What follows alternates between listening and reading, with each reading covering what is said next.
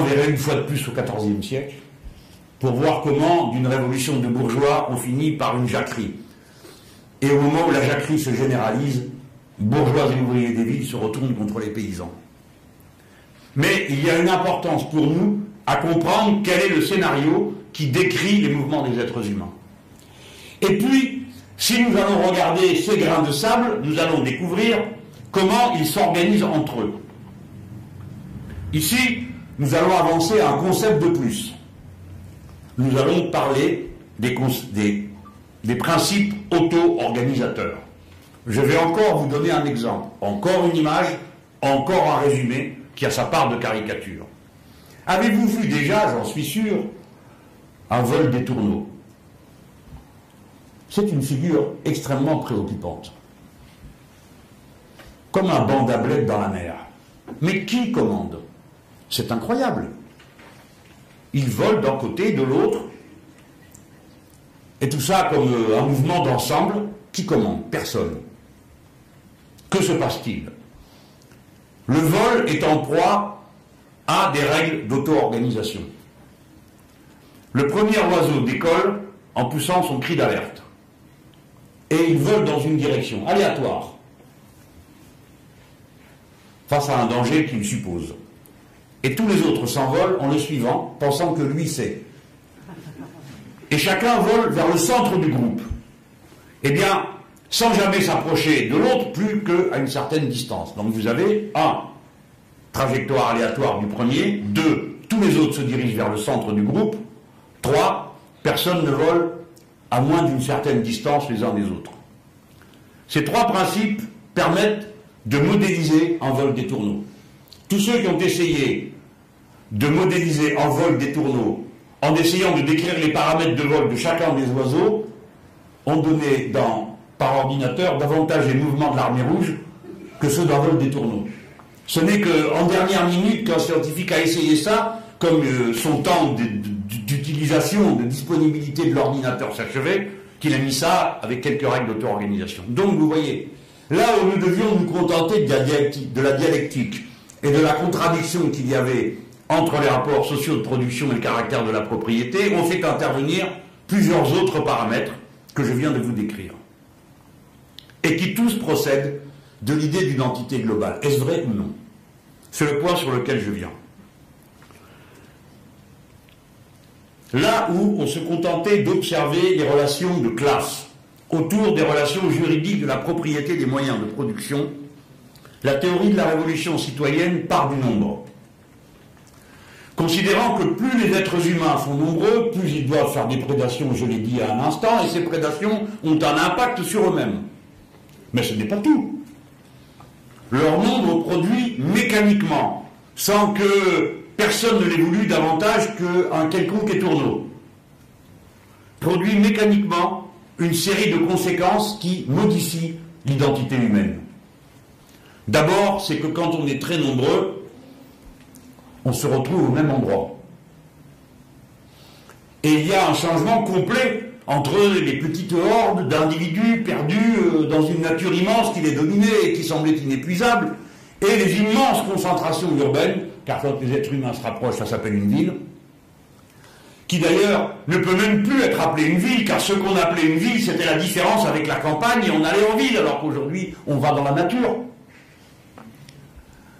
Ce n'est plus, le mot ne décrit plus la chose. Ces immenses conurbations, ces immenses ensembles où, quand vous arrivez dans le Nouveau Monde, vous dites, mais où est le centre-ville? Et les gens vous regardent. De quoi parle-t-il? C'est comme si, en arrivant à Massy dans l'Essonne, vous disiez, où est le centre-ville? Personne n'en a entendu parler. Le centre-ville, c'est l'endroit où tout le monde va, et l'endroit où tout le monde va, c'est l'hypermarché. Le centre-ville, c'est donc l'hypermarché. Et tout le vocabulaire de la ville est pénétré des mots d'une réalité qui n'existe plus. Par exemple, on va au foyer socio-éducatif. Personne n'a jamais vu un foyer au socio-éducatif en question parce qu'on n'a pas de foyer à la maison, on n'allume pas de feu. Et ainsi de suite. Donc méfiez-vous des mots parce qu'ils vous entraînent dans un imaginaire qui ne correspond pas toujours au fait qu'il s'agit de montrer et de désigner. C'est pourquoi le bouquin L'ère du peuple commence par cette phrase de Garcia Marquez qui dit les choses étaient tellement neuves qu'il fallait les montrer du doigt pour les désigner. Le nombre, premier facteur. L'urbanisation, deuxième facteur. L'homo urbanus est une humanité particulière qui n'a jamais existé auparavant dans l'histoire. Cette humanité nombreuse met aussitôt à l'ordre du jour le besoin de communiquer entre elles. Tout le monde le comprend. Mais ceux qui autrefois allaient donner un patois, une langue particulière, quelques codes zérites, inconnus de la tribu voisine, qui les détestait à plein gosier, puisqu'elle se singularisait, elle, par d'autres rites et d'autres usages, d'autres patois. Situation dont on connaît une forme extrême avec les naturels de Papouasie Nouvelle-Guinée qui sont entre deux montagnes, et quand on leur disait mais on les a découverts un jour, c'est vraiment le mot, personne ne pouvait bouger là-dedans. Ils étaient entre deux montagnes et personne ne les avait vus parce que d'un côté on voyait une montagne et de l'autre aussi. Et un jour les frères Hillet, en montant pour aller chercher de l'or, évidemment, c'était leur motivation, il n'y avait rien d'archéologique ou d'anthropologique, ils tombent sur tous ces gens qui sont là. Bref, il y a un petit film qui est très intéressant qui s'appelle First Contact. Les frères Hillet ont sorti les images de ce premier contact. Bouleversant. Mais en attendant, quand on demandait aux gens, on disait mais vous ne pensiez pas qu'il y avait d'autres gens? Ils disaient si, on voyait du feu. Au loin, on voyait la fumée. Mais on ne pouvait pas y aller parce que pour sortir de chez nous, il fallait passer sur le territoire des autres et nous jeter des pierres et on s'entretuait. Là, on parle d'autre chose. Quelque chose où tout le monde, où chacun est relié à tout le monde.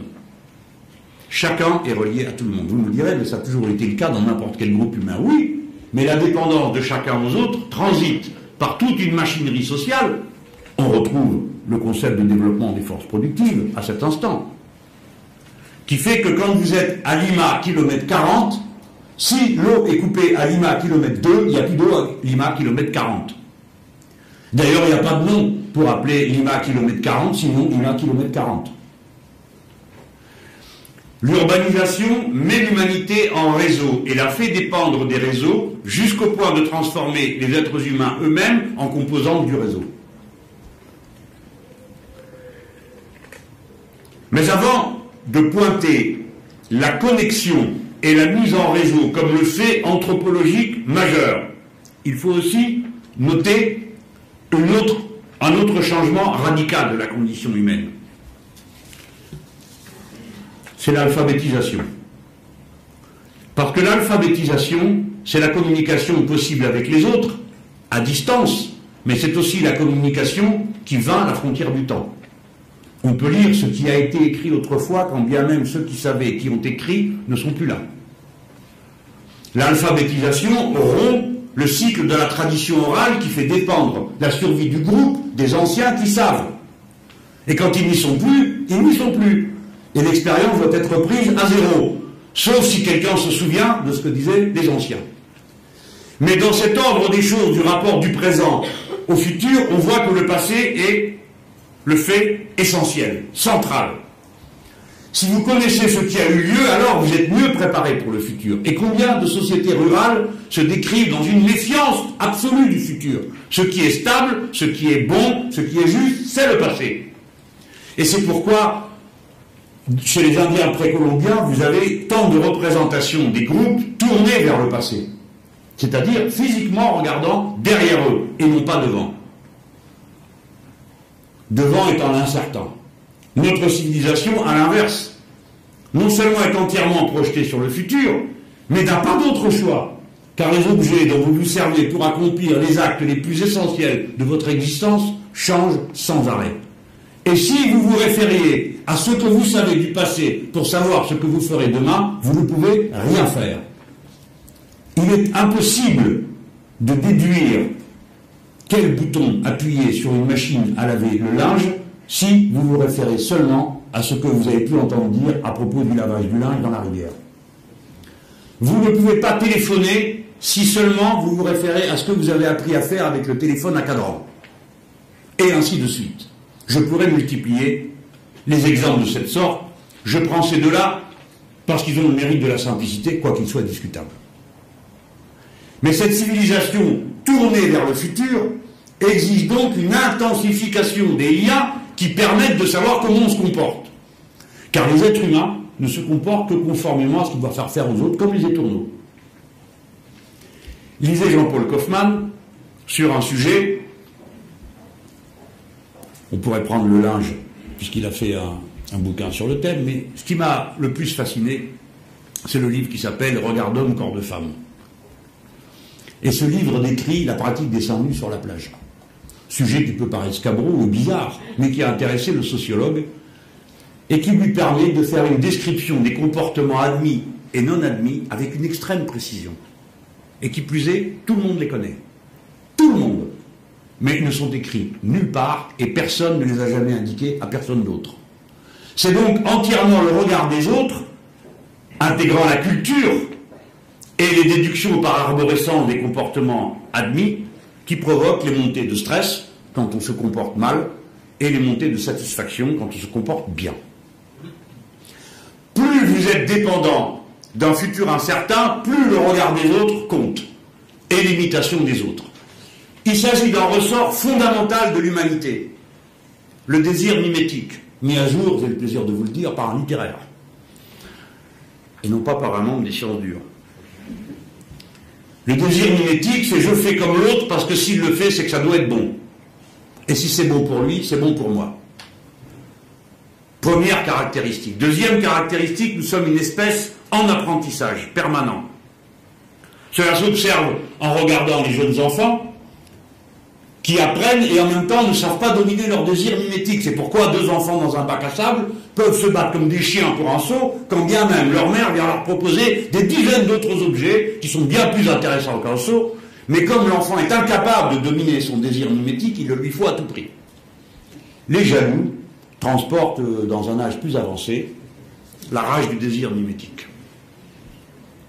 Le désir mimétique, l'apprentissage. L'humanité ne peut fonctionner en tant qu'humanité, d'abord qu'en étant corrélée aux autres, exemple contraire, les enfants loups, et ne peut fonctionner que par culture cumulative. La culture cumulative est plus importante que le talent individuel. Autrement dit, on ne peut pas comprendre ce qui s'est passé il y a 50 000 ans, quand tout d'un coup ont explosé les moyens techniques et matériels que l'on a observés à cette époque, si on se réfère seulement au changement génétique qui s'est en effet produit à cette époque. Autrement dit, il ne suffit pas qu'il soit apparu une espèce humaine plus avancée pour expliquer pourquoi la technique a avancé. Pour prendre un exemple, disons que si vous mettez un prix Nobel de physique au pôle Nord, il est vraisemblable qu'il mourra s'il n'y a pas un Esquimau pour lui expliquer comment on survit dans de telles conditions. C'est par l'accès à la culture cumulative que nous sommes en état de nous connecter aux autres. Ces facteurs combinés les uns avec les autres, dans le cadre d'une urbanisation radicale et d'une interconnexion croissante, définissent la nouvelle humanité, qui va aborder les questions de son intérêt général dans ces conditions-là. Je suis donc en accord parfait avec les obligations du matérialisme appliqué à l'histoire, quand je m'exprime comme je suis en train de le faire. Vous voyez que les autres catégories que nous avions maniées jusque-là, la lutte de classe, le développement des forces productives, etc., les rapports de propriété, prennent leur place à l'intérieur d'un cadre théorique plus large, qui ne les annule pas, mais qui leur donne une autre signification. Telle est la place singulière de la théorie de la révolution citoyenne. J'achève sur ces éléments nouveaux de cette nouvelle humanité. J'ai parlé du nombre, de l'urbanisation, de l'alphabétisation, de l'interconnexion. Là, j'ai une fiche qui date un peu, mais quand vous considérez que 32% de la population mondiale est connectée à Internet, vous avez une idée d'un rapport nouveau, culturel, entre les êtres humains. Jusqu'à présent, vous n'étiez pas toujours tous d'accord pour dire que la culture est première chez les êtres humains.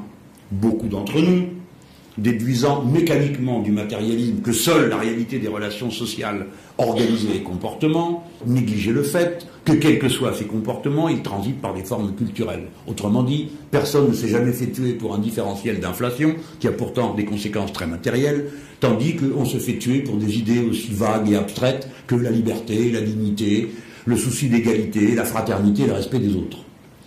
L'humanité est d'abord dans un rapport culturel à elle-même. Évidemment, des rapports culturels à l'intérieur de rapports sociaux.